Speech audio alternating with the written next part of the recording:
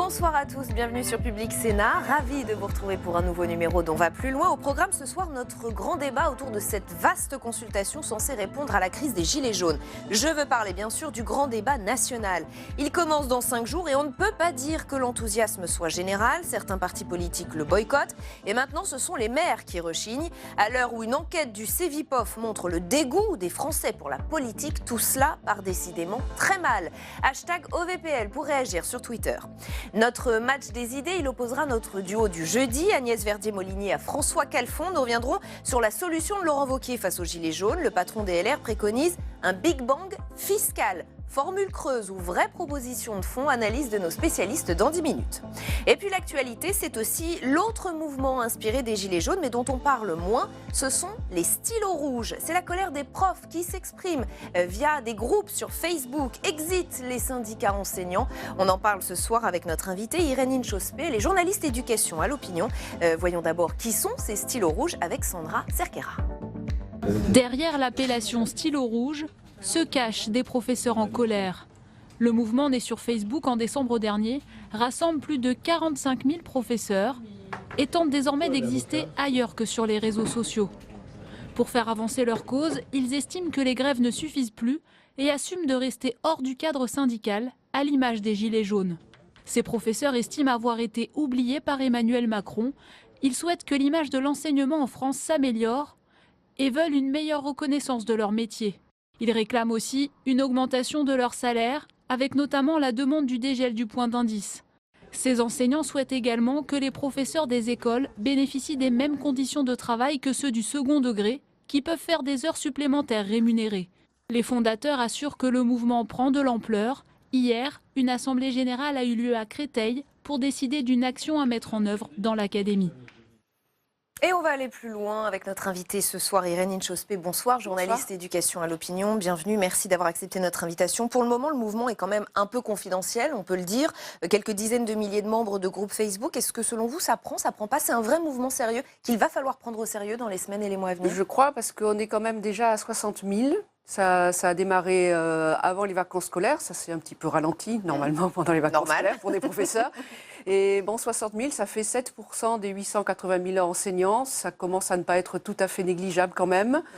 Donc je pense que Jean-Michel Blanquer a dit récemment qu'il attendait qu'ils aient un porte-parole. On est un peu dans le scénario des Gilets jaunes. Oui, je pense. Après, c'est vrai que c'est un mouvement qui y ressemble parce que c'est un objet aussi, c'est une couleur et c'est un caractère assez spontané. Maintenant, les revendications, en revanche, sont très classiques. Comme on l'a dit dans votre reportage, c'est des salaires, c'est de meilleures conditions de travail, moins d'élèves dans les classes, tout ça est très classique. Si on reste sur le parallèle avec les Gilets jaunes, est-ce que vous diriez que les Gilets jaunes empêchent ce mouvement même d'exister, de faire exister leurs revendications, ou ils peuvent leur dire merci ? Ils peuvent leur dire merci, c'est-à-dire que c'est à cause des Gilets jaunes, je pense, puisque ça a démarré le 10 décembre, en fait, les stylos rouges en colère, parce que lorsque M. Macron a annoncé ses mesures pour le pouvoir d'achat, il s'est adressé essentiellement aux Gilets jaunes et il n'a pas parlé des conditions de vie des enseignants. Donc c'est vraiment là, ses fondateurs l'expliquent, c'est vraiment là que ça a démarré, ils se sont lancés à quelques-uns, et ça a été aggravé au moment des vœux, puisque je ne sais pas si vous vous souvenez, M. Macron a dit qu'il était temps de remercier ceux qui, au quotidien, faisaient que la République pouvait rendre la dignité à chacun. Et il a fait une énumération et il a oublié les professeurs. Alors ça encore... Donc c'est vrai que à cause des Gilets jaunes, en fait les Gilets jaunes, on peut dire que ça a été aggravé par les petites phrases d'Emmanuel Macron, mais les stylos rouges, c'est parce qu'il n'a rien dit sur les professeurs que ça s'amplifie. Et il y avait eu avant, je vous rappelle, hashtag pas de vague, vous vous rappelez très bien. Et donc je crois qu'il y a un vrai malaise dans l'éducation nationale. Est-ce qu'il y a une volonté de convergence des luttes de la part de ces stylos rouges ? Alors je crois que les Gilets jaunes aimeraient bien, mais les stylos rouges, pas du tout. On ne sait pas du tout les mêmes sensibilités.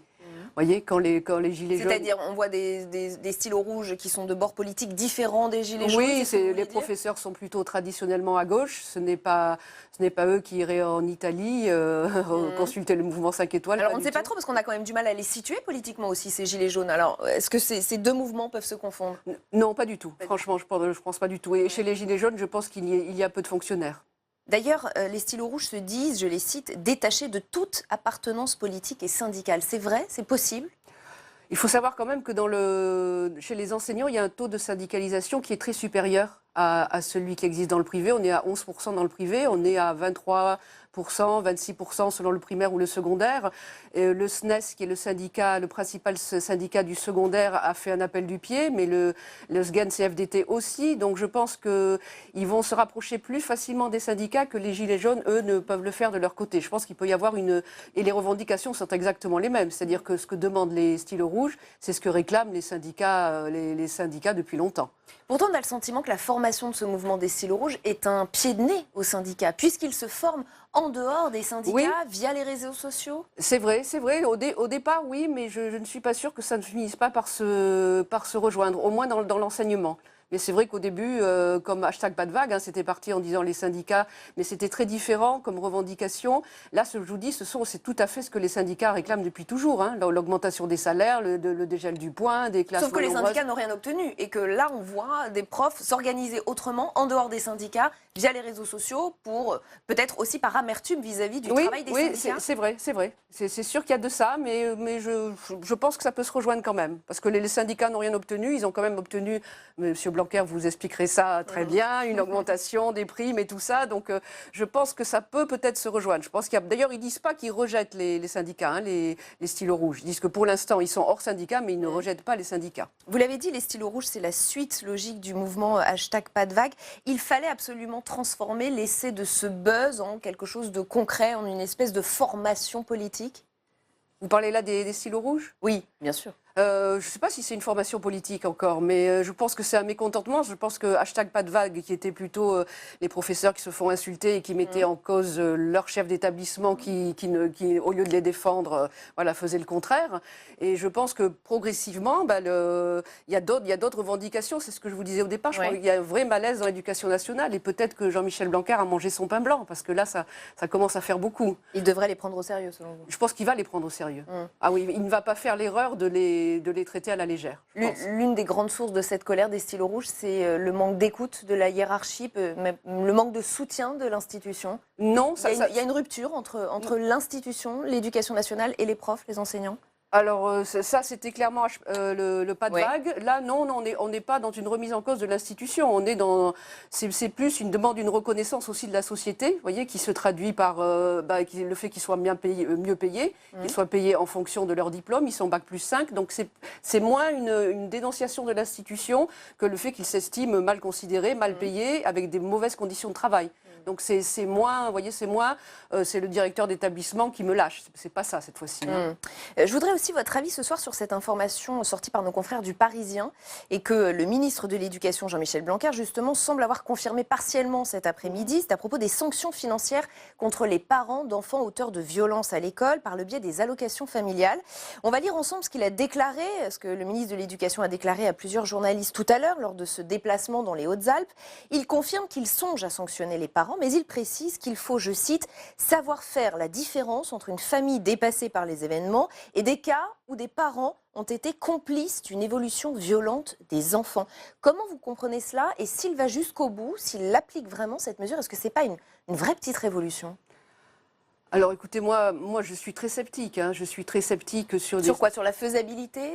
Déjà, de quel type de violence parle-t-on? Parce que ce qu'on a vu dans hashtag pas de vague, c'est que les violences physiques, Dieu merci, sont assez rares, voire très rares. Et là, il parle apparemment de faire payer aux parents les dégâts matériels. Mais des dégâts matériels, il n'y en a pas tant que ça. Ce qu'il y a, c'est un harcèlement moral qui pèse beaucoup sur le moral des enseignants, c'est-à-dire des insultes extrêmement violentes. Alors déjà, quelle violence on va sanctionner?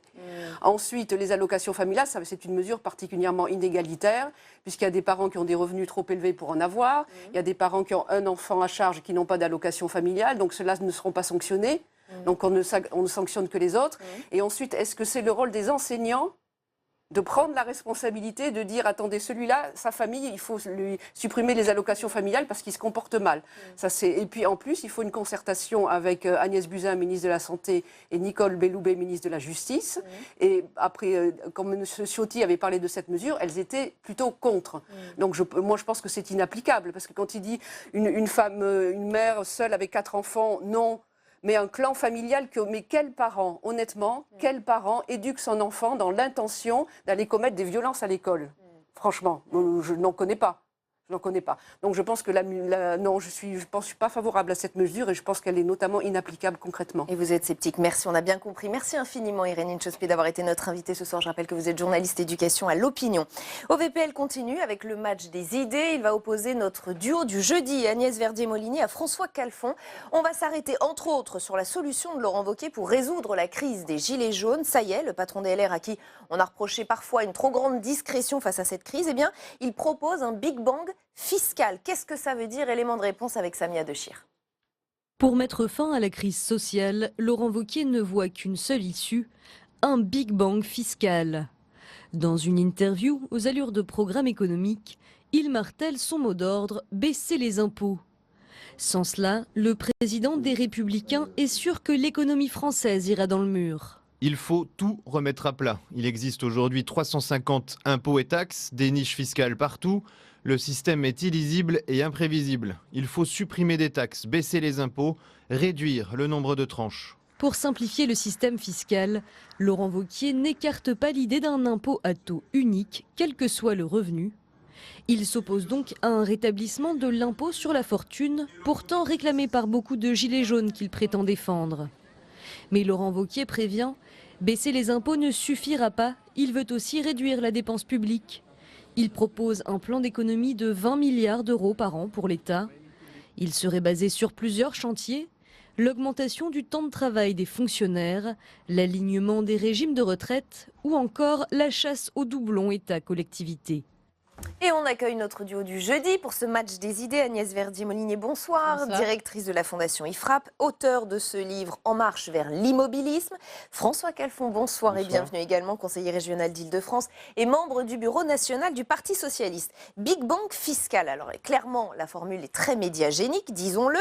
Mais sur le fond, qu'est-ce qu'elle vaut selon vous, Agnès? Tant qu'on n'a pas de baisse de la dépense publique, c'est compliqué de faire un Big Bang fiscal. Parce que c'est vrai que la France est le pays le plus taxé, mais en face, si on veut baisser vraiment la fiscalité, il faut baisser la dépense. Donc il ne faut pas se tromper, c'est d'abord un Big Bang sur la dépense publique qu'il nous faut. Et là, c'est au moins 30 milliards de plus d'économies qu'il faudrait réaliser. Lui propose un plan d'économie de 20 milliards. Oui, bon, c'est plutôt 30 qu'il faudrait trouver pour être vraiment dans les clous des baisses de dépenses que le gouvernement a annoncées d'ici la fin du quinquennat. Donc il n'y a pas 36 000 solutions. En réalité, c'est le report de l'âge à la retraite, c'est augmenter le temps de travail dans les administrations publiques, c'est revoir les questions de doublons. Là, en ce moment, on parle énormément des doublons, des organismes publics qu'on n'évalue pas vraiment correctement, dont on ne sait pas. Ça fait partie de ce que propose Laurent Wauquiez dans ce Big Bang fiscal. Donc tout ça, il faut quelque chose là-dessus. Après, ensuite, on peut réfléchir à réformer la fiscalité. Et l'urgence, selon nos travaux de la Fondation IFRAP, si on veut créer de l'emploi derrière, c'est vraiment d'agir sur les taxes qui pèsent sur nos entreprises, dans nos territoires. Et ça, c'est les taxes sur la production. C'est ces taxes qui font que finalement... Qui enchaînent les entreprises. Plutôt que de créer des emplois dans nos territoires, on va aller les créer malheureusement ailleurs. Parce qu'on a de l'ordre de 60 milliards de plus de taxes sur la production par rapport aux entreprises qui existent en Allemagne. Voilà. Donc là, il y a, c'est vrai, une fiscalité à prévoir pour inciter au choc entrepreneurial. Pour moi, c'est ça l'urgence numéro 1. Bon, il y a la question bien sûr de la dépense publique, mais il y a surtout une question fondamentale. On fait comme s'il n'y avait pas eu le mouvement des Gilets jaunes sur ce plateau. Il y a un sujet de consentement à l'impôt qui est considérable, qui vient d'être posé, et qu'on ne refermera pas. Et peut-être que je vais vous faire plaisir, Agnès, avec soit l'entêtement du gouvernement qui dit non, on ne touche pas au rétablissement de l'ISF, soit avec le simple rétablissement de l'ISF. Le sujet, c'est que c'est une jacquerie qui a commencé sur les taxes, sur l'essence, et qui finalement a enflé sur la répartition de la richesse. Il n'y a plus de consentement à l'impôt. L'impôt, il est mité, il n'est pas universel, et il est vécu comme inégalitaire. Donc, à minima, il faut remettre sur la table la question d'une réelle progressivité de l'impôt. C'est l'alternative qui peut être posée au rétablissement pur et simple de l'ISF. Et en tout cas, il faut recréer un consensus démocratique autour de l'impôt. Pour mettre sur la table, c'est exactement ce que propose Laurent Wauquiez. Après, on n'a pas la même vision des choses. C'est-à-dire que je sais que je vais prononcer des mots qui vont catastropher Agnès. tout le monde, en tout cas Agnès. Moi, je pense que je suis assez d'accord pour finalement renforcer la compétitivité de nos entreprises, mais pas au détriment des salariés. Là ça paraît évident. Mais ça veut dire qu'il faut aussi une autre taxation qui peut être européenne sur les GAFA, pardon, mais la taxe croupion à 3 milliards, c'est pas à la hauteur. Je crois que même c'est moins que ça. Et puis bien sûr une taxe carbone à l'importation. C'est-à-dire qu'à un moment donné, on ne peut pas avoir finalement des COP qui expliquent que grosso modo l'Europe finalement remplit plutôt ses objectifs. On est plutôt les bons élèves dans le monde. Et avoir de l'autre côté la Chine qui pollue, qui produit à vil prix et qui en plus détruit nos emplois. Donc ça, c'est typiquement le type de choses il faut que nous arrêtions, ce que la Grande-Bretagne a obtenu au moment du traité de Maastricht, qu'il n'y ait pas de convergence fiscale et sociale en Europe, parce que de toute façon, on n'y arrivera pas. Donc c'est dans ce cadre-là qu'il faut reposer ces questions fiscales. Mais pour moi, ce gouvernement, parce que là, on en fait le commentaire, c'est pas dans l'absolu, dans la crise où nous sommes, si on ne repose pas au terme de ce grand débat, on ne met pas à plat le système fiscal. Après, d'aucuns diront le sujet, c'est la dépense Beaucoup publique. le demandent, une vraie On y arrivera. Enfin, je veux dire, on y remise arrivera à zéro pas. du système Et je veux dire, fiscal. s'il veut sauver sa dissolution, Macron, il devra y venir très très vite. Ça paraît facile à dire, mais moins facile à faire. Quand Non, même. mais dans ce que dit François, il y a des choses sur lesquelles je vais me retrouver. Mais par exemple, dire qu'on est arrivé au bout du consentement à l'impôt, ça c'est clair, net. Il n'y a pas vraiment d'autre alternative que de baisser l'impôt, de faire refluer l'impôt maintenant. Mais dans ce que dit François, on a l'impression que finalement, il y aurait de l'injustice sur l'impôt, il y aurait certains qui ne paieraient pas autant d'impôts que nécessaire. Mais attendez, c'est complètement faux, hein. Il n'y a pas des gens qui gagneraient beaucoup d'argent en France et qui ne paieraient pas d'impôts. Ça n'existe pas. Il faut le dire, le souligner en rouge 3 fois. Parce que quand on prend ceux qui gagnent, les 10%, là, les déciles qui gagnent le plus en France, vous regardez la recette totale d'impôts sur le revenu, de taxes d'habitation et de CSG. Bon, 3 gros impôts quand même, ça fait 200 milliards de recettes. Ben, la moitié de cette collecte-là, de ces 200 milliards, est payée par ces 10%. Mais ça, c'est vrai. Non, mais la moitié. Donc, on ne peut pas dire qu'il y a... Mais, non, mais il faut... à un moment, sur la question des Gilets jaunes, je pense qu'il faut dire à tous les Français, oui, c'est vrai, les gens qui gagnent de l'argent paient énormément d'impôts dans notre pays, voire beaucoup plus d'impôts que dans les pays comparables. Vrai, on va se parler clair, parce qu'il y a un peu de commentaires, on est obligé d'en faire sur la situation fiscale dans laquelle nous sommes. En vrai, M. Macron s'en serait tenu à sa promesse de campagne, que je réprouve, soit clair, de suppression de l'ISF. Et il n'aurait pas, de l'autre côté, avec les taxes indirectes et l'augmentation de la CSG pour les retraités, ça serait passé. La question, c'est que c'est apparu comme profondément inéquitable. Mais sur la question du pourquoi, François?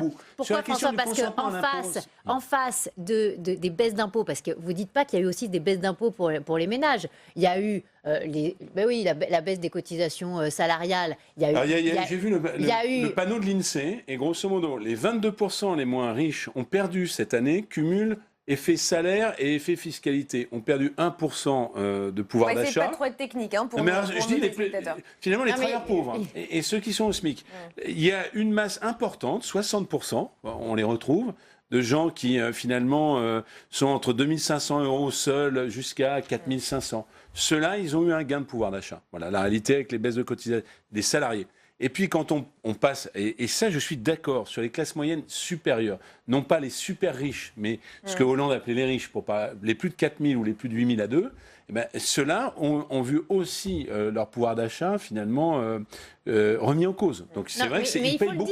Mais il faut le dire, parce qu'on a l'impression, quand on entend les débats publics, juste. Non mais c'est important de dire que tout le monde paie beaucoup d'impôts en France. Alors, et que si on veut et opposer ceux qui seraient finalement moins aisés avec les plus aisés et dire que la solution c'est de remettre des taxes sur le capital ou de remettre de l'ISF, c'est simpliste.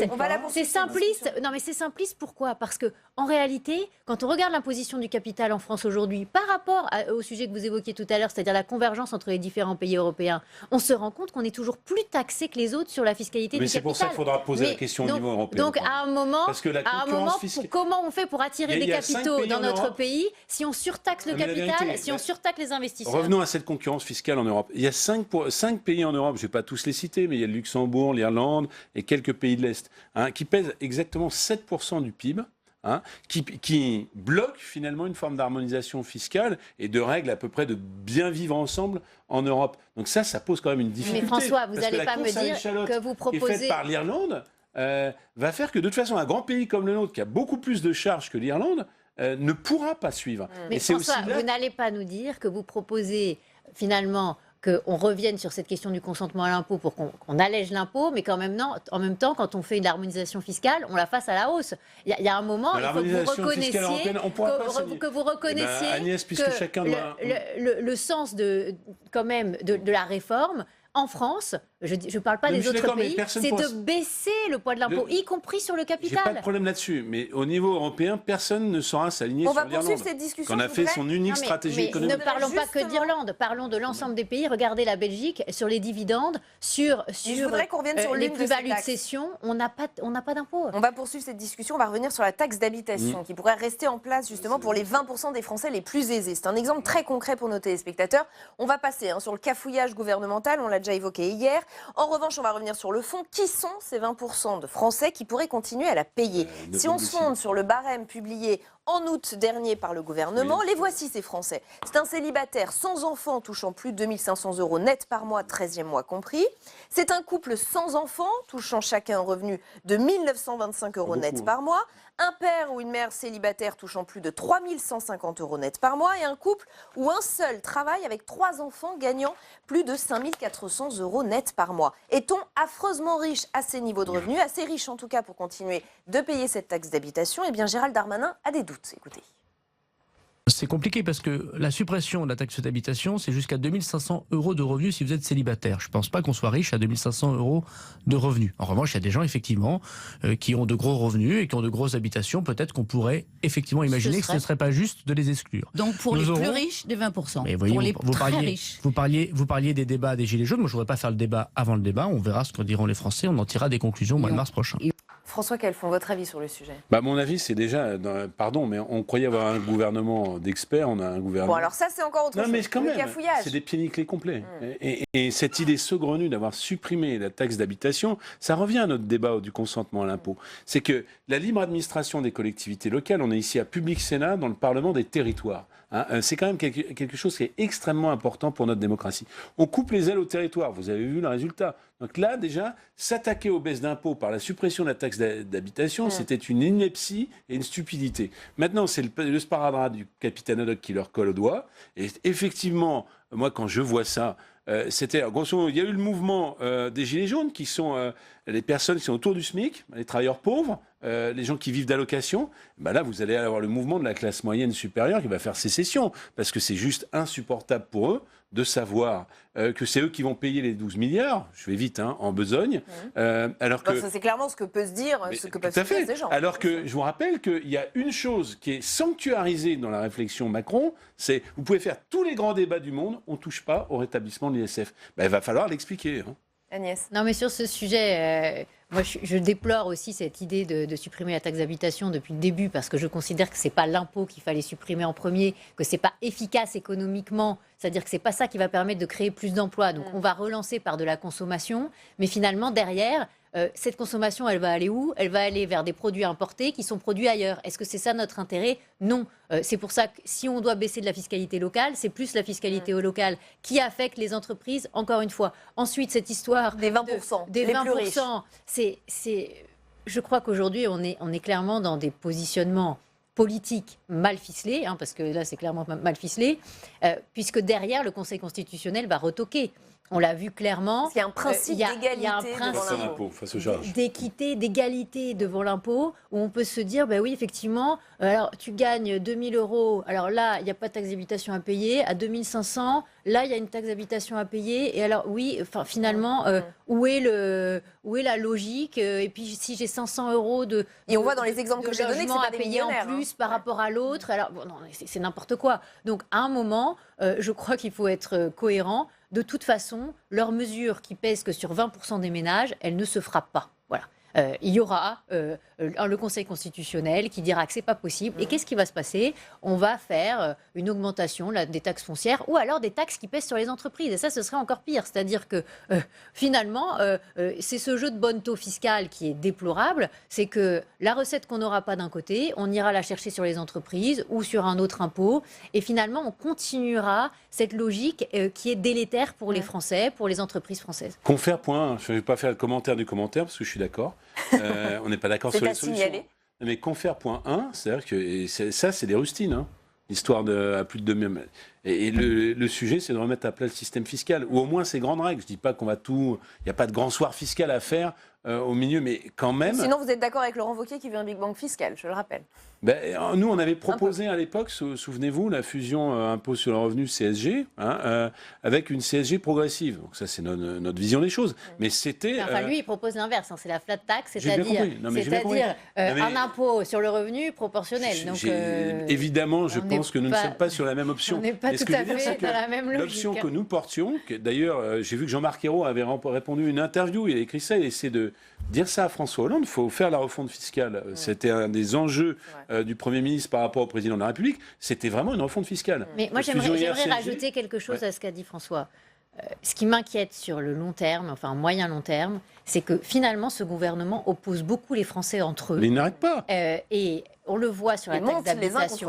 On le voit sur la taxe d'habitation. On l'a vu sur l'ISF, finalement, parce que il y a une partie de ce que dit François qui est juste dans l'idée que la suppression de l'ISF, ça a été sans augmentation fiscale en face, et de l'autre côté, toutes les baisses de fiscalité ont été compensées par des augmentations, notamment sur la transition énergétique, alors qu'on n'a pas du tout dit aux Français il y aura 17 milliards de fiscalité supplémentaire à payer. On a annoncé les baisses d'impôts, mais on n'a pas annoncé les hausses. Donc ça, c'est un problème. Derrière, sur la CSG, c'est la même chose. On dit... Finalement, on rétropédale la hausse de CSG de 1,7% en 2019. Elle ne va pas s'appliquer pour les ménages qui gagnent en retraite et autres revenus, 2 000 euros pour un célibataire, 2 900 euros pour un couple. Donc on est toujours dans les mêmes niveaux de revenus, autour de 2 000, 2 500, 3 000 pour un couple. Et là, il y a un vrai problème. C'est-à-dire qu'avant, on avait une fiscalité qui... finalement, était à peu près homogène sur la plupart de ceux qui avaient un revenu, qu'il soit de retraite ou un revenu du travail. Maintenant, on va avoir des seuils, des strates, des écarts beaucoup plus marqués. Et puis, on sort finalement d'impositions qui étaient assez lisibles. Par exemple, la taxe d'habitation, c'était lisible, c'était payé par 80% des ménages. Il y avait des dégrèvements, il y avait des allègements, mais c'était demandé au cas par cas, etc. Maintenant, on va être finalement sur une distanciation entre l'impôt et la dépense. Donc ceux qui ne paient pas l'impôt vont pouvoir demander de plus en plus de dépenses. Et là, il y a un hiatus dans la démocratie. On ne peut pas exonérer d'impôts de plus en plus de ménages qui vont demander de plus en plus de dépenses qui ne financent pas. Parce que, bien sûr, un sentiment profond d'injustice que ça va provoquer de l'autre pour aller dans le sens de ce que dit Agnès, et après je ferai une remarque plus générale. On a le problème actuellement, c'est une actualité du jour qui n'est pas d'ordre du jour, mais je peux le rajouter. La mairie de Paris décide de faire la gratuité, alors qu'il y a un débat. Transport pour les enfants. Bon, moi je suis administrateur du STIF, je suis conseiller régional, ça coûte une fortune. Donc l'idée que la mobilité soit gratuite, c'est donc indolore quelque part, ça n'est pas la réalité. C'est-à-dire, on peut considérer qu'on a des politiques offensives, mais alors c'est pareil, il faut dire dans une politique publique qu'est-ce qu'on supprime ou qu'est-ce qu'on fait payer. Vous voyez, il ne faut pas qu'il y ait cette illusion finalement d'une forme d'universalité du service sans contrepartie. La deuxième chose, c'est une remarque qui est fondamentale puisqu'on n'en a pas parlé, c'est le vrai sujet fiscal. C'est la répartition entre les ménages et les entreprises. Depuis une dizaine d'années, il y a un transfert des charges vers les particuliers versus les entreprises. C'est CUCE et le pacte de responsabilité. Et là-dessus, je vais faire une remarque qui est importante. Améliorer la compétitivité des entreprises, c'est-à-dire par exemple dire je réinvestis dans une PME qui serait rachetée, souvent il y a des questions de succession. Ça, évidemment, y compris à gauche, c'est pas un sujet tabou. Par contre, finalement, avoir des valeurs mobilières qui seraient, c'est ce qui a été fait avec la suppression de l'ISF, qui elles ne seraient pas taxées, alors qu'en fait c'est pour acheter des obligations d'État étrangers ou de l'assurance vie. Ça, c'est quand même quelque chose qui est choquant sur le plan patriotique. Mais là sur ce sujet, il y a des mesures qui existent y compris dans des pays très libéraux, comme par exemple le Royaume-Uni, avec une mesure qui permet d'investir sur son impôt sur le revenu jusqu'à 1 million de livres quand on est un couple dans le capital d'une PME. Mais ça ne choque pas. Vous comprenez ce que je veux dire, c'est que ça ne nous choque pas. Le problème, c'est que c'est pas ce qui a été fait. Le gouvernement aurait dû le mettre en place. Nous, on est allé le proposer. On est allé le proposer à Matignon, on est allé le proposer à Bercy, on est allé le proposer aux parlementaires. Et ils ont répondu qu'ils ne voulaient pas mettre en place une nouvelle incitation fiscale. C'est une erreur, parce que ce fléchage de la baisse de la fiscalité du capital vers On doit s'arrêter là. Vers le financement des TPE et des PME dans nos territoires, c'est une nécessité et il faut le faire non pas de manière punitive, mais de manière incitative. Merci beaucoup à tous les deux d'avoir participé à ce match des idées. Place au grand débat, hashtag OVPL, si vous avez envie de réagir sur Twitter. J-5 donc avant le lancement du grand débat national, cette consultation géante conçue au départ, en tout cas pour calmer les gilets jaunes. Problème, tout le monde ne joue pas le jeu. Plusieurs partis politiques annoncent un boycott pur et simple et un certain nombre de maires commencent à se désolidariser. Pas question d'associer les élus locaux à l'échec gouvernemental, nous dit le vice-président de l'AMF. Grand débat national, ça coince avec les maires, c'est un sujet de Jérôme Rabier. Pour Emmanuel Macron, les retrouvailles avec le terrain passeront par les maires à Grand-Bourteroule dans leur mardi, où plus de 600 édiles du département et du reste de la Normandie sont conviés à rencontrer le chef de l'État. Une manière aussi de ne pas être directement confronté à la population, mais à ses représentants les plus locaux. Il va aller à la rencontre des maires et il engage cette grande tournée en France qu'il avait d'ailleurs annoncé au mois de décembre. C'est quand même partout en France. assez bunkérisé comme déplacement. Écoutez, il y a ceux qui voudront ne pas permettre au président de la République de se rendre sur le terrain. Et puis il y a aussi ceux qui ne contestent pas, qui accueillent le président et qui font que le déplacement se passe bien. Pour le gouvernement, les maires pourraient être les meilleurs relais entre les citoyens et le sommet de l'État. Proche du président de la République, François Bayrou suggère même que la Commission nationale du débat public soit dessaisie. Il y a 36 000 communes en France, il y a 36 000 maires. Les mairies sont ouvertes, on peut trouver à l'intérieur de la mairie des personnes, ou en tout cas des institutions, qui recevront les contributions, où les Français vont pouvoir s'exprimer. Il n'y a rien de plus simple. Mais tous les maires ne sont pas prêts à jouer le jeu, ou plutôt à prendre les coups à la place du gouvernement. Si pour le président du Sénat, ils ont un rôle à tenir, ils ne peuvent pas être aux manettes de ces débats. C'est pas à eux de porter le débat. Je sais que nombre d'entre eux seront des facilitateurs, mais ça ne peut pas eux qui animent. C'est au gouvernement de décider de la manière dont il entend conduire le débat. Il faut dire que certains maires ont toujours en travers de la gorge la non-venue d'Emmanuel Macron à leur congrès annuel en novembre dernier. Depuis, la crise des Gilets jaunes s'est installée et Emmanuel Macron insiste sur leur rôle quasiment à chaque prise de parole, comme un mea culpa pour renouer le lien avec ses élus des 35 000 communes françaises. Et avec nous pour le grand débat dont va plus loin ce soir, Jean-Baptiste Djebari, bonsoir. Député La République En Marche de la Haute-Vienne. Corentin Le Fur, bonsoir. Adjoint LR au maire d'Aubonne, dans le Val d'Oise. Bruno Cotresse, politologue, chercheur au CEVIPOF, bonsoir. Et Pierre Jacquemin, rédacteur en chef de la revue Regard. Merci à tous les quatre d'être ici. L'État essaie de se défausser, c'est son affaire, mais nous n'avons aucune raison dans ce domaine d'être les supplétifs de l'État. Ce sont les mots d'André Léniel, vice-présidente de l'Association des maires de France. Jean-Baptiste Djebari, qu'est-ce que vous leur répondez à ces maires ? Que ce n'est pas ce que j'entends dans mon territoire, en Limousin, en Haute-Vienne, et que parmi effectivement les maires, il y a 80 communes dans ma circonscription, vous n'avez pas effectivement 80 maires qui veulent faire des débats, mais vous en avez un certain nombre qui se disent prêts à accueillir des débats. Un certain nombre, ça peut être 20, 30, 50 ? Ça peut être 10, ça peut être 15. Ouais. Certains disent vouloir participer à des débats, d'autres vouloir les organiser, d'autres simplement vouloir ouvrir leur mairie pour que les associations de citoyens ou des citoyens eux-mêmes fassent leur débat. Ils n'ont pas envie d'être les supplétifs de l'État. Les mots sont forts. C'est un débat qui est ouvert à tous. Et c'est vrai que le président, comme d'autres personnalités politiques, ont dit que les maires étaient les acteurs de proximité, et donc tout à fait légitimes à participer ou à accueillir des débats. C'est ce qui a été dit. Oui, mais en tant que citoyen, et plus vraiment en tant que maire, c'est pas la même chose. Il n'y a pas de monopole des maires, il n'y a pas d'obligation pour les maires à organiser ces débats, mais évidemment, ils sont aussi ceux qui sont le plus en proximité, le plus connaisseurs des problématiques locales. Corentin Le Fur, est-ce que vous avez des reproches à faire sur l'organisation de ce grand débat qui semble quand même un peu reposer sur les maires, alors que les maires disent on n'a pas d'informations, c'est le flou total, on sait qu'on doit prêter des salles mais pas beaucoup plus. Comment vous le ressentez aussi, vous, dans votre commune ? Bon, nous, dans ma commune par exemple, on jouera le rôle qui, il me semble, doit être le rôle des élus locaux qui était rappelé par le président du Sénat aujourd'hui, c'est-à-dire le rôle de facilitateur. Nous sommes acteurs locaux, nous ne sommes pas les missi dominici du gouvernement, donc effectivement on met à disposition des salles, on met à disposition des cahiers de doléances, même si je ne suis pas sûr que le terme doléance soit le plus approprié. Mais vous ne faites que cela, vous n'allez pas plus loin. Alors, les élus locaux n'ont pas à être des animateurs particuliers pour deux raisons. Ce grand débat est une décision du gouvernement. C'est donc au gouvernement d'en assumer, je dirais, l'organisation essentielle via la plateforme ou sur les territoires. C'est au ministre de mouiller la chemise, même s'ils ne sont pas tous ultra motivés pour le faire, et puis d'y aller. Et puis, les élus locaux sont confrontés à deux pièges possibles. Si ce grand débat est un échec, on saura faire porter une part de responsabilité aux élus locaux. D'autre part, nos citoyens dans nos territoires n'ont pas envie que les élus prennent une place qui ne serait pas la leur, parce qu'à plus d'un an, à presque un an des élections municipales, le sentiment qui serait de dire certains élus locaux vont essayer de détourner le débat à des intérêts, on va dire, plus personnels, ou on va dire un détournement de la problématique d'intérêt général, qui sont des problématiques nationales et pas locales et grands. Donc pour éviter les pièges, à juste titre, et là-dessus je rejoins le vice-président Léniel, un rôle de facilitateur, pas un rôle d'organisateur ou de gentil animateur. Service minimum, c'est ce qu'on comprend. Bruno Cotresse, est-ce qu'il y a un petit peu de politique derrière tout cela? Est-ce que finalement, faut le dire, ça n'arrange personne à part La République En Marche que ce grand débat national fonctionne? Je ne suis pas complètement sûr que ça n'arrange personne. Aujourd'hui, on est dans une crise démocratique et de grande ampleur. Et donc la politique ne compte plus? Elle compte, évidemment, elle est toujours là et c'est bien normal qu'elle soit là. Ça serait absurde de reprocher aux hommes politiques de ne pas faire de politique.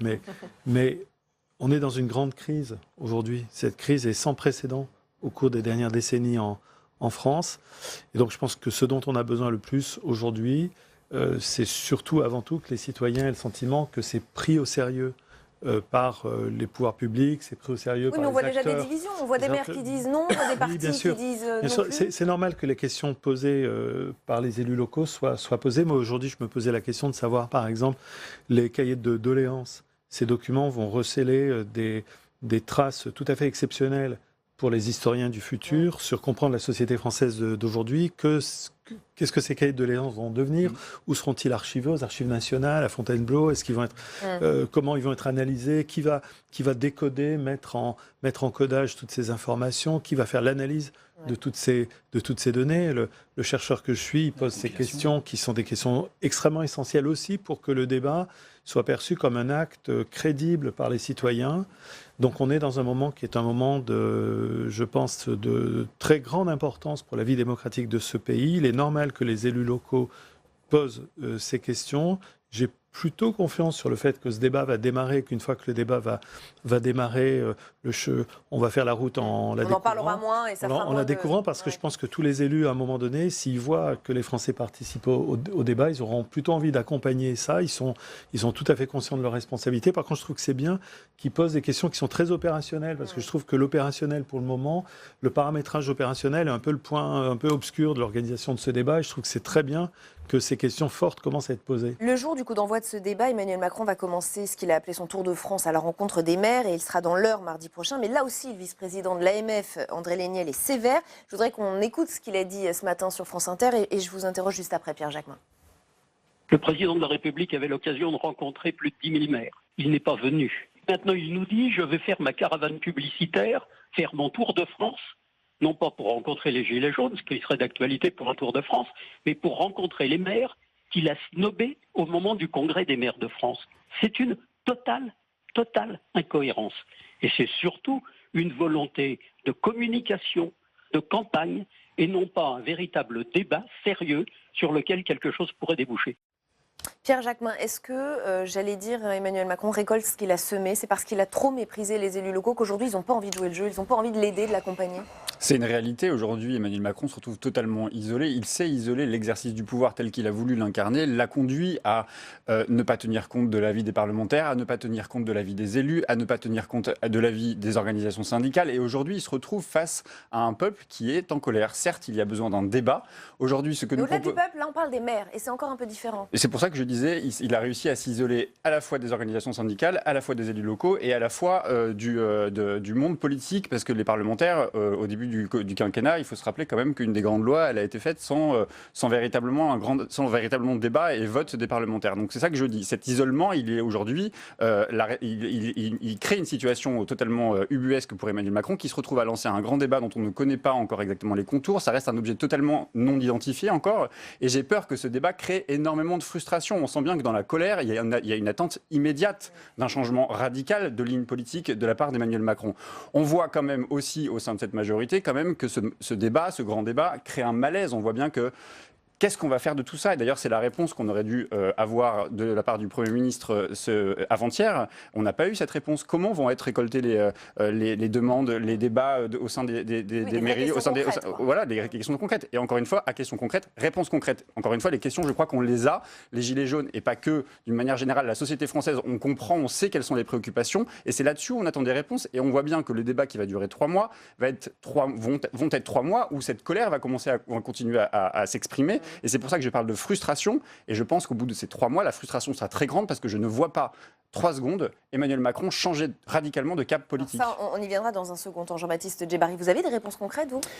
Non, mais d'abord, je pense qu'il ne faut pas sous-estimer le discrédit dont souffre toute la classe politique. Et je vois beaucoup d'élus se soustraire. Non, mais c'est important. Oui, mais on y viendra, absolument. Non, mais... C'est une partie entière, puisqu'on parlera et pas que les politiques, les journalistes, les syndicalistes. Moi, les discussions que j'ai pu avoir avec les Gilets jaunes, je peux vous garantir qu'ils ne faisaient pas la différence entre La République En Marche, d'ailleurs, que bien souvent ils ne le connaissaient pas, et le reste de la classe politique. Et donc, si on entend la gravité de ce discrédit démocratique, alors on ne peut pas se satisfaire qu'un grand débat marche ou ne marche pas. Parce qu'à la fin, c'est la France qui marchera ou qui ne marchera pas. Donc ça doit être un succès. En tout cas, ça doit être un moment important et utile pour la démocratie. Et vous avez raison de dire comment ça s'organise sur le plan des modalités pratiques. Ce sera annoncé la semaine prochaine, à la fois par la lettre du président de la République et par le Premier ministre, détaillé au début de la semaine prochaine. Et effectivement, il faut savoir sur quoi ça peut déboucher. Alors ça peut déboucher effectivement sur des propositions de loi, ça peut déboucher sur des expérimentations locales, ça peut déboucher évidemment sur des référendums sur tout ou partie des différents thèmes qui seront évoqués. Et donc tout ça, nous le construisons nous aussi au sein de la majorité parlementaire qui est, je crois, moins en difficulté que vous voulez le croire ou le dire. C'est intéressant que vous parliez des débouchés, parce que dans ce grand débat, si tant est qu'il fonctionne, effectivement, c'est la question qui se pose. Quels seraient les débouchés politiques? Quelle en serait l'utilité réelle, concrète? Pour certains, ça ne donnera rien du tout, parce que ça partira dans tous les sens. C'est notamment la crainte de la droite sénatoriale, à l'image de Gérard Longuet, interrogé hier dans Sénat 360 par Alexandre Poussard. Écoutez. Je veux dire par là qu'il est toujours nécessaire, enrichissant, prometteur de débattre, d'échanger. Il y a quand même 2 conditions. Premièrement, il faut avoir des interlocuteurs. Et là, très clairement, ceux qui font le plus de bruit n'ont pas envie de parler. Et d'autre part, il faut une décision qui en découle, parce que débattre pour débattre, ça fait la joie des étudiants dans les arrière-salles de café, mais ce n'est pas du tout ce qu'on attend de responsables politiques. On débat pour prendre des décisions. Corentin Le Fur, vous avez cette crainte, vous aussi, que ça ne débouche sur rien, que ça parte dans tous les sens? Il existe ce risque, selon vous? Bon, au-delà des clivages, on peut penser ce qu'on veut de la pertinence de ce débat ou des arrière-pensées politiques qu'il peut y avoir derrière à 6 mois des européennes. Il est là, jouons le jeu. Ensuite, moi, l'interrogation que j'ai, c'est... tout cela a commencé quand même par des revendications très fortes et identifiées en termes de justice sociale, justice fiscale, pouvoir d'achat. Des mesures ont été faites au mois de décembre, des mesures non financées pour la plupart qui creusent le déficit public, et on voit que ça ne suffit pas. À court terme, je ne vois pas comment d'autres mesures, je dirais, à impact financier pourraient avoir lieu, puisque les caisses de l'État sont vides, et donc en amont aussi des mesures à court terme devaient avoir lieu, ce seraient des mesures qui ne coûteraient pas grand-chose. Donc je ne suis pas sûr que ça apportera grand-chose. Ensuite, sur le moyen et long terme, effectivement, il faut le voir. Pertinence de certains amendements ou projets de loi, certains ayant été d'ailleurs volontairement reportés après le grand débat. Référendum, mais on sait toujours très bien, et même si moi, en tant que gaulliste, j'ai aucun problème avec le référendum, mais on sait que dans le référendum, la manière dont la question est posée est essentielle, et la réponse n'est pas toujours forcément corrélée à la question, donc il ne faut pas avoir peur du peuple, hein, mais il faut savoir comment bien tourner la question.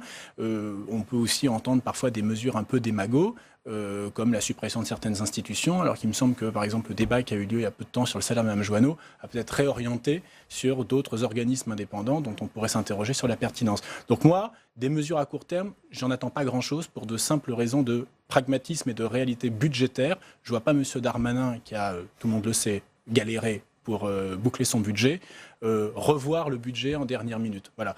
Donc il faudra peut-être attendre un référendum sur quelques questions. Tout le monde est assez sceptique quand même. On a du mal à savoir si ça va déboucher sur quelque chose, Bruno Cotresse. Et pourtant, ça paraît indispensable. Il faudra que ça débouche sur quelque chose. Oui, je pense que ça ne peut déboucher que si ce débat il est inscrit dans une perspective un peu plus longue. C'est-à-dire que si on commence à se dire mais la crise que nous venons de vivre, elle montre aussi une forme d'épuisement, de mécanisme. Il n'y a pas qu'en France aussi qu'il y a des crises, la manière dont les citoyens se représentent, la décision politique et les élus, etc. Donc si on dit qu'on met ce débat dans un processus un peu plus long, avec une authentique, sincère volonté de renouveler les institutions et de prendre la parole du peuple au sérieux sur ce renouvellement démocratique, que si on commence à dire, finalement, il y a d'autres pays européens qui ont aussi expérimenté des formes de jurys citoyens, d'assemblées délibératives, l'Irlande, l'Australie, donc il y a tout un tas de démocraties dans lesquelles on a su faire exister à un moment donné pour préparer un référendum, pour préparer un grand débat public, des assemblées de citoyens tirés au sort, qui rencontrent des élus eux-mêmes tirés au sort. On essaie de construire des consensus un peu et qu'on se dise, finalement, le but du jeu quand même de tout ça, au bout d'un moment, c'est quand même qu'entre Français vivant sur le même territoire, on se comprenne dans nos différences et on n'en vienne pas à se taper dessus. Il me semble que si ça s'inscrit dans une perspective comme ça, et surtout si le pouvoir est capable de tenir un discours qui est un discours allant dans ce sens-là, c'est-à-dire un discours d'une forme d'humilité, peut-être même en allant jusqu'à reconnaître qu'effectivement, il n'y a pas que des erreurs de communication, mais qu'il y a peut-être aussi des erreurs de fond. Des erreurs de fond, c'est-à-dire sur le diagnostic prononcé sur la société française. À ce moment-là, ça peut être un pari extrêmement intéressant. Et il faut plutôt faire le pari, me semble-t-il, qu'en faisant le chemin, on peut découvrir des choses extrêmement intéressantes, plutôt que de condamner par avance un exercice que d'autres pays européens savent mettre en œuvre. Oui, il ne s'agit pas de condamner. Je pense qu'au contraire, on ne peut pas à la fois s'émouvoir effectivement que les Français désertent les urnes de plus en plus et en même temps, effectivement, à un moment donné dans notre histoire où on a l'impression, la sensation qu'il y a une volonté populaire de s'exprimer, de faire part d'un certain nombre de revendications, de désaccords aussi, de balayer d'un revers de main une initiative comme celle-là. La question, c'est pourquoi faire? C'est pour ça que je parlais de frustration et j'ai peur de cette frustration. Parce que je n'ai pas l'impression, et on l'entend dans la bouche de certains ministres d'ailleurs qui sont quand même extrêmement maladroites, quand on entend de la part de Bruno Le Maire par exemple dire qu'on ne reviendra pas sur l'ISF, si on connaît déjà l'issue de ce que vont donner ces débats, c'est déjà un problème. Donc il devrait d'ailleurs dire on lance le débat, mais dites ce que vous avez à nous dire, y compris l'ISF, c'est un sujet, la question fiscale fait partie des priorités. On a vu ce que ça donnait, ça peut aussi partir dans tous les sens et ça veut dire rétablir la peine de mort, pourquoi pas ? Ça partira dans tous les sens. Forcément, on ne va pas empêcher les uns et les autres qui vont se déplacer pour ces débats. On ne peut pas le cadrer, ce débat, quand même, mais il sera cadré. Et même s'il est cadré, et si on décide qu'il n'y a que 4 thèmes qui seront exprimés, il y aura forcément monsieur ou madame de n'importe quel endroit qui ira dire « ça ne me va pas, je ne comprends pas les injustices, il y en a qui ne payent pas d'impôts, et ça ne me va pas. » Et il y a un problème. Et donc, du coup, à ce moment-là... c'est la démocratie, c'est pour ça que je pense qu'on ne peut pas cadrer ce débat et quand même on fixe certaines lignes, et ce sera normal de les fixer. On ne pourra pas empêcher une expression populaire d'arriver dans un de ces débats. Alors, la question, c'est que fera-t-on de ces débats? Quelle sera la synthèse? Et surtout, quelles seront les annonces derrière? Est-ce que ce sera par référendum? Est-ce que ce sera une relecture du budget qui a été voté justement en fin d'année dernière et qui est quand même particulièrement restrictif? Et donc du coup, est-ce que d'ailleurs les ministres seront d'accord pour réviser ce budget? C'est ça aussi, toutes ces questions-là. Et c'est ça qu'on ne connaît pas aujourd'hui. Et on en est à je ne sais plus. On ne compte plus. Rebecca, on ne compte plus le nombre d'interventions du président de la République et du Premier ministre où on entend tout et rien à la fois. C'est-à-dire c'est quand même surréaliste d'entendre le Premier ministre pour la 3e fois nous dire « je reviendrai la semaine prochaine vous expliquer les contours de ce débat ». C'est quand même hallucinant, de médiocrité et surtout d'amateurisme en termes de démocratie. Ou de panique. Et sans doute aussi, oui, d'une certaine faiblesse de ce gouvernement. Mais il y a des choses à inventer. Moi, je nie pas effectivement qu'on apprend en marchant, mais je retiens 3 choses de ce que j'ai entendu tout au long des 3 derniers mois des Gilets jaunes et des citoyens, notamment en Haute-Vienne. Ils m'ont dit, on a la perception, et c'était souvent d'ailleurs l'entrée, on a la perception d'une parole politique surplombante, lointaine, parfois méprisante, parfois arrogante, dont acte. Et ça a été, franchement, souvent 50% de la discussion. Il fallait balayer ça, ou en tout cas l'évacuer avant de pouvoir parler de politique, être en désaccord parfois, mais de parler politique. Deuxième sujet, ils nous ont dit, on n'a jamais, ou on a l'impression de ne pas avoir assez de solutions adaptées aux besoins de nos territoires. Les besoins de la Haute-Vienne ne sont évidemment pas ceux de la banlieue parisienne ou de Paris intramuros ou d'une grande métropole comme Lyon ou Nantes. Et puis troisièmement, ils nous ont dit on ne peut jamais décider pour nous-mêmes. On a des projets d'éoliennes citoyennes, on les finance souvent, c'est du financement participatif citoyen, ça prend 10 ans, donc on en perd le sens, c'est très contesté, ça crée du dissensus local, et au final, on a l'impression de ne jamais pouvoir, on en subit que les nuisances, on n'en recueille jamais les bénéfices. Moi, je ne suis pas inquiet sur les produits de sortie, entre guillemets. Sur la démocratie, vous avez plein de beaux débats sur le vote blanc, sur le vote obligatoire, sur effectivement la démocratie délibérative, sur le référendum sur tel ou tel. Je veux dire par là, c'est que ce sont de vrais beaux débats. Et ce qui a été très profondément, au-delà du pouvoir d'achat, ce qui a été très profondément évoqué par tous ces gens-là, c'est le fait d'être plus à même d'exprimer leur voix et pas que tous les 5 ans.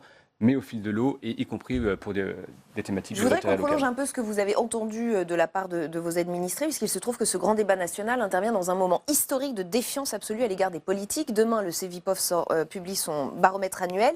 Nos confrères du Monde ont déjà publié quelques chiffres hier. On va les regarder ensemble. C'est un petit peu long, mais je vous assure que ça mérite d'être regardé de près. 28% des Françaises interrogées font confiance à la présidence de la République. 28%.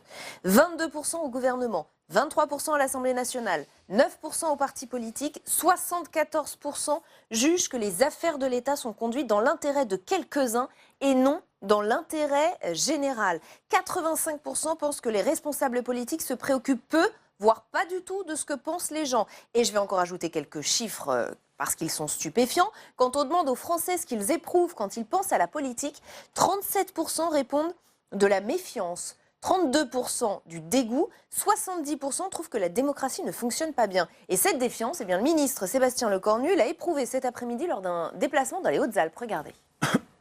2 000 euros pour jour, nous, on rigolait, quoi, vous dites que c'est pas du garage. Des députés qui touchent 20 000 euros par mois, des sénateurs qui touchent 20 000 euros par mois, qui n'ont même pas le courage d'aller, qui n'ont même pas le courage d'aller aux réunions. Il y a 577 députés, il y en a 53 à l'Assemblée nationale. Ils sont payés. Non, vous, oui, exactement, c'est vous qui êtes en train de nous énerver. Et vous savez ce que vous êtes en train de faire? Vous êtes en train d'attiser les braises et de faire remonter les flammes. Oui, c'est moi qui m'énerve, parce que la situation, elle est impossible, telle que vous la faites vivre. Bruno Cotresse, cette scène, elle illustre parfaitement cette enquête du Cevipof. Oui, elle illustre une des facettes les plus importantes de cette enquête. Alors, il faut rappeler que cette enquête, elle est réalisée par le Cevipof depuis 10 ans. Les résultats complets seront publiés demain dans le journal Le Figaro, avec des notes d'analyse sur le site du Cevipof. Et depuis 10 ans, nous observons monter, alors il y a eu des petites inflexions de temps en temps, au lendemain de l'élection d'Emmanuel Macron, il y a un an, il y a eu certains indicateurs qui allaient un peu dans une meilleure perception par les Français de la politique, mais c'était très très très relatif. Et on observe, nous, depuis 10 ans, effectivement, ce gigantesque gouffre qui sépare les citoyens et les élus. Et ce qui est d'extrêmement à la fois préoccupant et qui pose vraiment beaucoup de questions, c'est de voir que la narration qu'Emmanuel Macron a débutée à partir du printemps 2016, c'est au cœur de cette narration. L'idée de renouveler le lien, l'idée de rétablir la société de confiance, c'est un des cœurs du macronisme. Et de voir que même pas 2 ans après l'élection du président de la République, on revient à la case départ et finalement on retombe dans cette narration. Il y a là quelque chose qui est effectivement très, très, très préoccupant. Et vous verrez les chiffres que nous publions demain. Alors on a donné ceux-là sont déjà assez... mais la tonalité est extrêmement sombre. Le regard des Français, c'est l'idée que quelque part, la responsabilité n'en revient pas à Emmanuel Macron en direct. On reviendra sur les effets de court terme, mais que quelque part, dans le début des années 1990, quand le monde est devenu beaucoup plus compliqué, quand la réalité de l'économie mondialisée a commencé à s'imposer dans nos vies, le sentiment, c'est que les hommes politiques ont laissé tomber sur le bord du chemin les citoyens. Corentin, une dimension non empathique, de vivre dans un vase clos. On sait bien que ça n'est pas la réalité de la vie politique. Beaucoup d'élus locaux, en particulier, sont dans l'accompagnement des citoyens. Mais en tout cas, l'image s'est figée à un moment donné d'une classe politique qui ne savait pas être désintéressée dans l'empathie, dans la compréhension des difficultés. Je sais bien que c'est un paradoxe, puisque le métier des hommes politiques, c'est au contraire de produire de la loi, des décisions, des programmes, des idées. Mais c'est devenu garder son poste et rester dans son parti. Voilà, et l'idée, effectivement, est très importante et manque de chance pour notre débat démocratique. Il y a régulièrement un événement de l'actualité qui vient en remettre une couche. Donc là, on avait vu effectivement ce monsieur parler des salaires des personnalités qui ont de hautes responsabilités en France. Et donc, il y a une sorte d'incompréhension par les Français, des raisons pour lesquelles un certain nombre de moyens sont mis à la disposition de la vie politique. C'est très difficile d'expliquer à quelqu'un les raisons pour lesquelles... Et on a du mal à imaginer comment on va réparer ça. Enfin, je veux dire que ce monsieur dit un député gagne 20 000 euros par mois, c'est juste faux. Mais le problème, c'est juste 4 fois moins.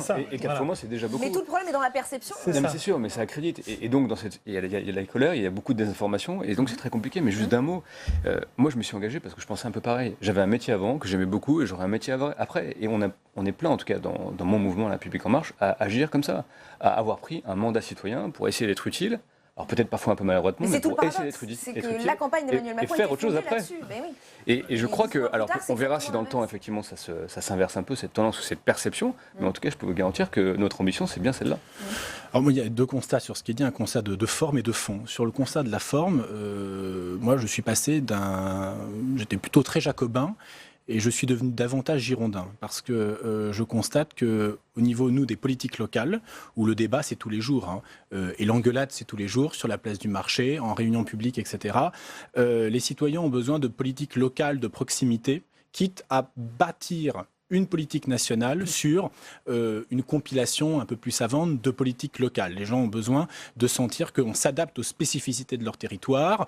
Ça fait 25 ans qu'on parle de la fracture sociale, le constat n'a pas changé. Donc moi, je crois vraiment d'abord qu'il faut repartir de la base pour construire. Ensuite, sur le fond, quand bien même je suis un adversaire de la politique gouvernementale, je pense que on parlait tout à l'heure des années 80-90, il y a aussi une grande frustration sur le fond de gouvernements de droite qui n'ont pas fait de politique de droite et de gouvernements de gauche qui n'ont pas fait de politique de gauche. On ne rentrera pas dans la classification, mais il y a cette frustration et c'est ce conglomérat de frustration qui a aussi engendré le résultat en 2017 qu'on connaît, que je déplorais, mais qui part d'un constat. Il faut une classe politique qui assume ses convictions et ne cherche pas systématiquement à faire la politique. La politique, certes, c'est du compromis, mais ce sont aussi quand même des convictions. Et des promesses. Et des promesses qui doivent être. Vous voyez qu'assumer ces promesses, c'est parfois aussi compliqué. Parce que pour le coup, nous, on assume sensiblement tout ce qui a été fait cette année ou ces 18 derniers mois a été annoncé. Et les Français se sont prononcés. Et ça marche pas encore. Vous êtes et c'est aussi compliqué. Non, mais très bien. Voilà, c'est que bien souvent, on peut ne pas faire ce qu'on a dit et être contesté. On peut faire ce qu'on a dit et être contesté également.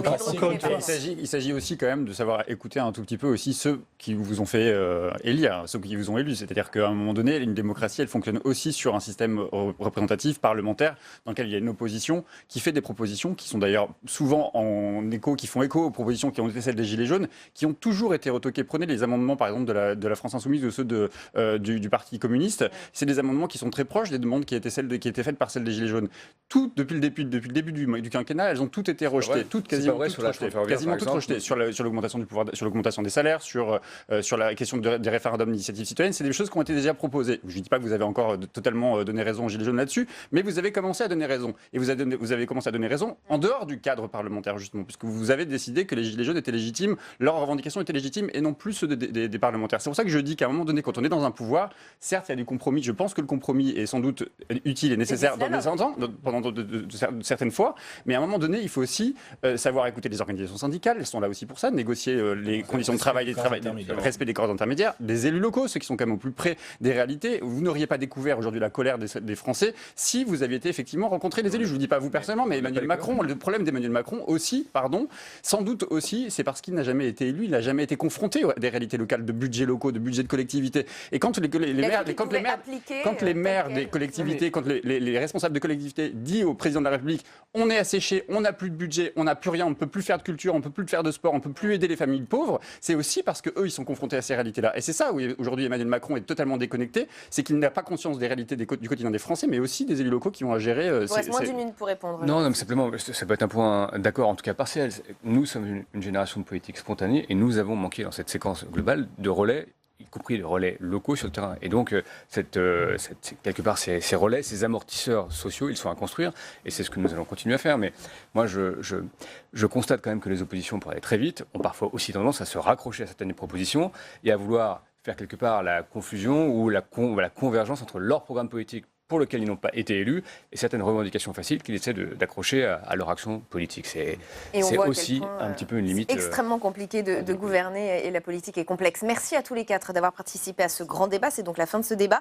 Avant de vous quitter, cette toute dernière information, elle concerne l'affaire Benalla.